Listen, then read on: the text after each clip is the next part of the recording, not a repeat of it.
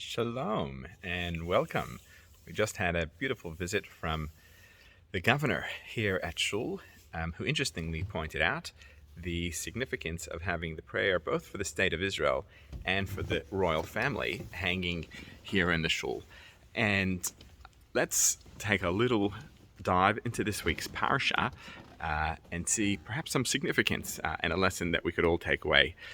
In the parsha, we're reading about the Kohen Gadol, the high priest, and the various clothing that he would wear as he would go about doing his service in the temple. And you may be familiar with the breastplate that had the name of the 12 tribes. And interestingly, the Talmud points out that another one of the garments, perhaps less known, that the Kohen Gadol, the high priest, wore was a blue cloak, and on the bottom there were these bell-like figures that would jingle. They would make these sounds, bell sounds, sort of like you hear at recess, as he would walk about. And the Talmud says that that was representative of each and every unique Jewish individual in the community.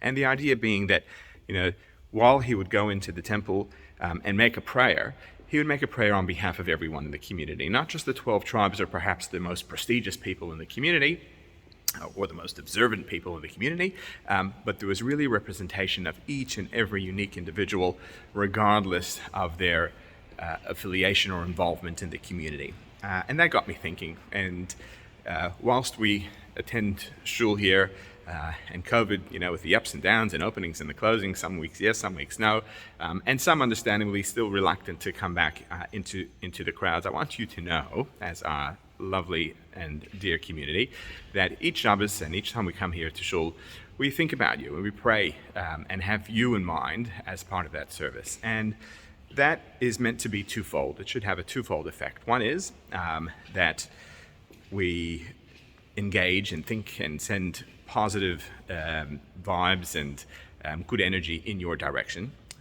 But perhaps even more importantly, it's there to serve as a stepping stool for you, for each and every individual within the community, to take that positive energy that is being sent into your direction and to use it as a springboard, to take it to inspire yourself to, perhaps do that next right and best thing to fulfill your unique role and your unique journey in life, in bringing light, peace, warmth, and beauty to this wonderful world that we live in.